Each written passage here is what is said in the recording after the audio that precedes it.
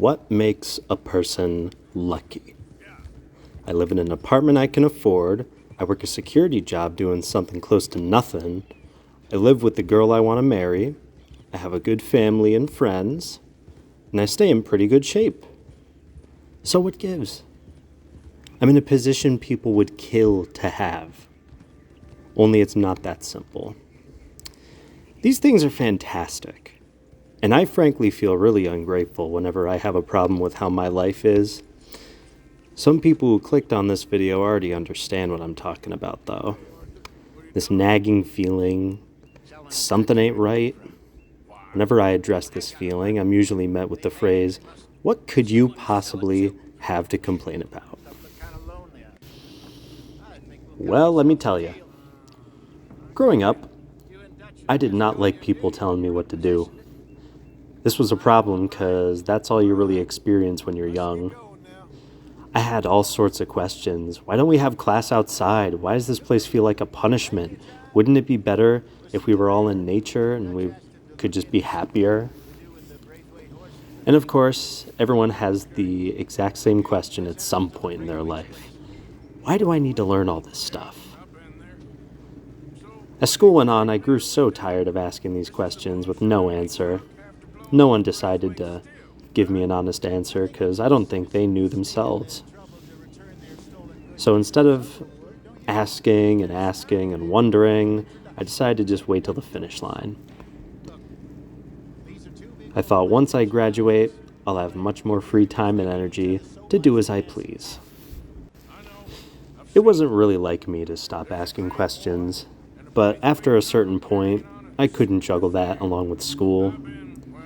I did not want to get held back and have to do another year of this nonsense, so I basically got my first job, had my first serious relationship, and put all these questions to rest. I thought at least I have friends and video games. Nice replacement for the many things missing in my life. A connection to nature, a general sense of meaning in the work I do, and a worthwhile goal to go after. School was just do this thing, and you'll get your results 2 weeks later when you've long forgotten about it. I could go on and on about how general schooling sets you up for failure and basically only trains you to survive in this world, but that's a video for another day. I did the bare minimum in school, and I completely obsessed over the games I played. I'd be in class fantasizing about the Mjolnir helmet I had yet to unlock in Halo Reach. I spent study hall listening to the Shadow of the Colossus soundtrack. I'd write out elaborate heists in GTA 5 I could play out with my friends, just like the Achievement Hunter crew before they fell apart, along with everything else I liked in life. All I knew was that whatever school had in mind for me, I did not like and wanted no part of. I had the same gradual realization everyone else did. School is a practice run for the life they want you to live. A slow and perpetual grind with no real connection to your work. Independence is squashed in the classroom. They didn't care what you learned. They just cared that you learned the way they wanted you to learn. The conditioning still runs rampant in my veins. I still have trouble doing anything without any express permission or clear and concise instruction. Even at the simplest job where I just sit down and let people into a building, I get nervous I'm going to screw something up and some higher power with authority is going to bash me out of my job and leave me on the street to die. I was diagnosed with Asperger's as a kid, so that didn't really help. I didn't know it at the time because my parents didn't want me to have the label and for me to think any less of myself. This only helped for a little bit, but eventually the real world pushed my real personality inside of me. Every day I would tiptoe around conversations, not knowing what to say, not knowing if I should say what I really want to say, fearing that someone will clutch their pearls and grab me by the wrist, throw me in the principal's office, and all I'd be able to think is, oh God, what did I say this time? I felt like I was subject to a life of servitude, where I could feel nothing, where I could say nothing, where I could do nothing that wasn't approved by someone else. And it was torture. I wanted no part of it. The entire time I looked around, walking down the hallways, I thought, I want no part of this. And what had a better part in comforting me more than video games? I often felt caught between the pressure of feeding myself to this machine and the sweet, sweet release of immersing myself in a game world where objectives were clear, gratifying, and a whole lot more interesting than everything going on around me. It felt so much better working up the skill to beat Ornstein and Smo than it ever did working in a coffee shop and regularly feeling like closing my head in the panini press.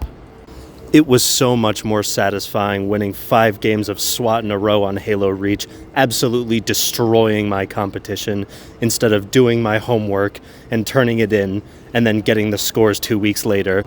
If I did bad in a game, I would rarely ever be made to feel like I was worthless, or I was incompetent, or I didn't know what I was doing, or I was some sort of stupid kid just not good enough for this world. And you know what? If I did feel that way, if someone did actually make me feel that way, I could just turn the mic off. Not the only case of this either. Young men in this country have been devalued and completely directionless for far too long. Higher rates of suicide, loneliness, and general despair across men in this country and other countries has rapidly increased.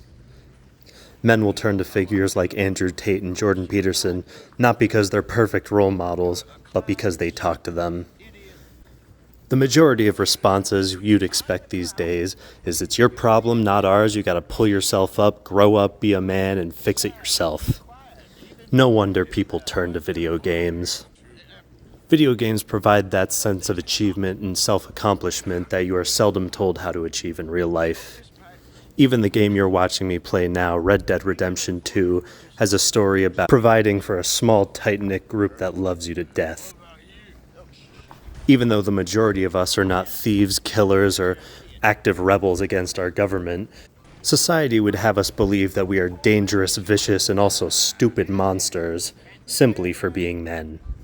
How many times in movies, TV, and commercials have the men just been complete bumbling buffoons, especially the husbands?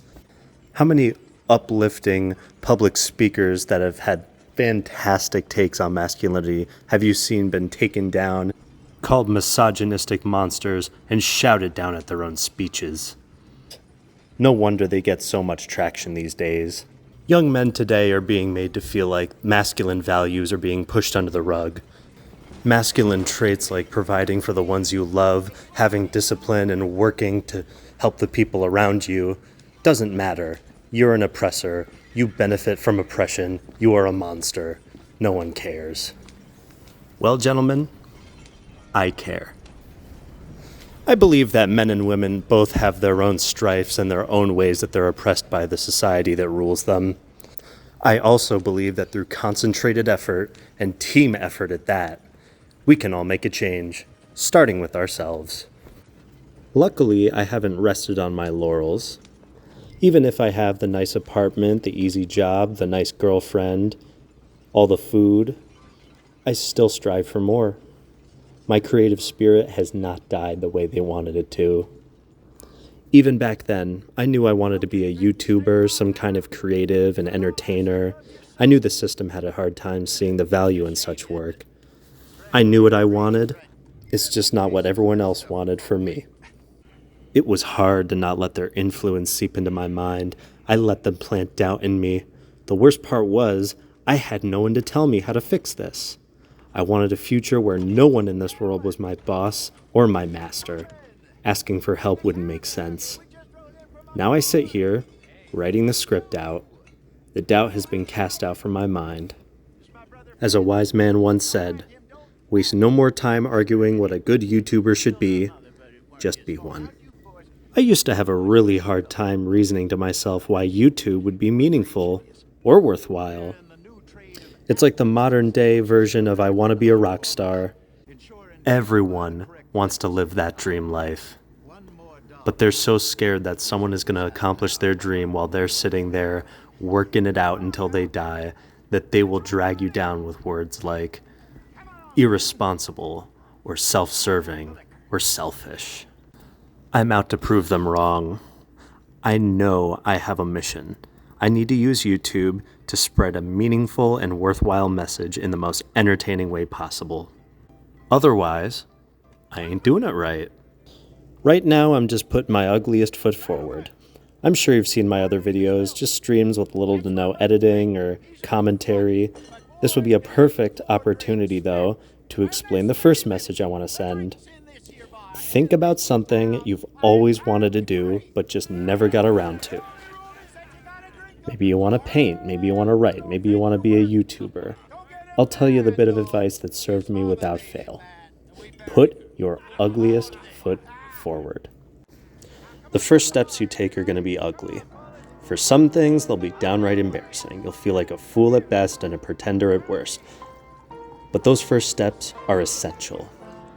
They won't be anything like the vision you have in your mind. You're likely thinking of years down the road when everything works and you're in a beautiful flow state when you do what you do. If it's for you, you'll be willing to go through the ugly stages. This is how you figure out whether or not you really want something. If you're willing to put yourself through the painful points, through the embarrassing points, through the points where you look up and you think, man, why am I even doing this? And then you remember that main reason why. The world needs to hear this. This is the best part of me. This is the part of me that completely outshines that little worker bee that everyone wants me to be.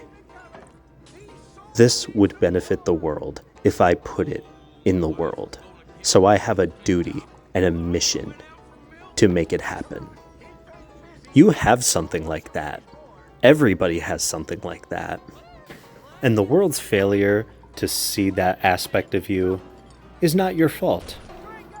You have no control over their guidance of you in your developmental years. However, the mind absorbs information until it no longer can. And you can do whatever you want with the information I've given you in this video. But the one thing that you can't say is you haven't been told. I was lucky enough to know that I loved writing from a very young age. I still do, and I write until I can't anymore.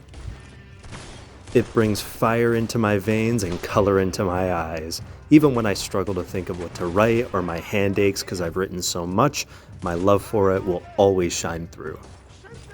It has 3 essential aspects to help me self-actualize. It's something I love, it's meaningful, and it's worthwhile.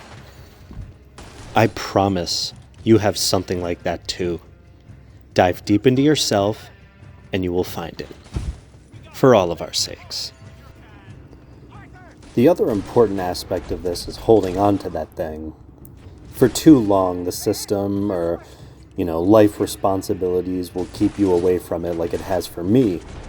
I've wanted to be a YouTuber for a long time. I've wanted to be a writer. I've wanted to be so many things. But life just gets in the way, man. There's an endless amount of things that keep you from your goals. All of these things, however, pale in comparison to the power you have.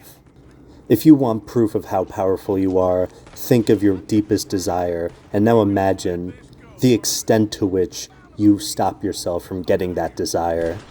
Yes, there are many roadblocks in this life, but no roadblock will be more powerful than the one you give to yourself. And these are ideas that you didn't originally have. These are ideas planted in you. See, all of their signposting and their propaganda about how you're a terrible person, or about how you're useless or lazy, or what you have to say is cringe and unfunny, all of that is useless without you accepting it. You have self-limiting beliefs. And if you think you don't, then there's one right there. I have plenty myself. But without them, I have full confidence in myself to be wildly successful and make great changes to the people I care about. I know it's the most goddamn cliched thing in the world to believe in yourself. But you know what? It's cliche for a reason. People will take what I said in the first half of this video and point at it as proof that they are helpless and they are being oppressed and there's nothing they can do about it. People who will simply let go and resign to their station in life, no matter their desire to retire at a reasonable age or feel worthy of anything in this life. Starting is one of the most important parts of a self-actualizing goal, but the second biggest thing is to get rid of those limiting beliefs. Take a deep dive into your psyche. Look at your thoughts, meditate on them, and think, who put these thoughts here? Do they serve me in any way? Do I want them floating around while I walk around every day? If I had a child, would I tell him the things that I tell myself? Would you look at your little kid who made a YouTube video for the first time and tell him that it was dumb and it was cringe and no one was going to like it and he sounded weak and stupid? Of course not. Your child just put his ugliest foot forward, and you better congratulate him for it. Just like yourself. This is the first YouTube video I'm making with intentional commentary, and let me tell you, it is really difficult to be gentle with myself. The first half of this video, I felt like a edgelord. I felt like no one was going to listen, and people were going to click off after 2 seconds of me talking. But to hell with those ideas. If I stop now and I don't bring this information to the public, I'll be just as bad as those idiots pulling me down to their level. There is absolutely no disadvantage to believing that you can achieve what you want in life. Even if you fail, you'll do far better than the version of yourself that just threw his hands up and said, you know what, it's too hard, I'm too oppressed, the world has it out for me, to hell with all this. A lot of this is off the cuff. In fact, the second half of this video is going completely unscripted, but that's only because it's coming straight from my heart. I believe in all of you. I care about all of you, and I am so glad you've stuck around in this video to hear me say that. I'm sure a hell of a lot of you needed to hear it. And a lot of your friends need to hear it too. Go out. Let them know you care. It sounds stupid, it sounds out of left field, but just do it. This isn't hell, this isn't purgatory. Don't be fooled by the programming they gave you in school, that you're in this all on your own, and working together is basically just cheating. We're in this together, people. Your neighbor's strength is your own strength. The world is a reflection of your heart and soul, and that's why you have to do unto others as you would have them do unto you. And that's why I'm here. Showing up for you all. I would hope you show up for me. I'm not gonna lie, I hope a lot of people come across this video, mainly so they can hear the message. But of course, a few subscribers would be nice. If you want to hear more uplifting messages, stick around. That's pretty much what this channel is going to be about. And it's only going to get better with time. I'll be less monotone, I'll be crisper, clearer, my skills will improve, just like yours. You just gotta stick with me, people. It's time to lose all your reservations, lose your mind, and come to your senses. We're here to uplift our brothers and sisters, not to be part of the weakness, part of the mud and the filth that this world has laid out for you. You're all so much better than that. You're all so much more powerful than that. Yes, Clown World can clown longer than you can remain sane, but as a wise man once said, it's no measure of health to be well-adjusted in a profoundly sick society. I promise my endings will get better than this, but for now, I'll just see you in the next video. Bye.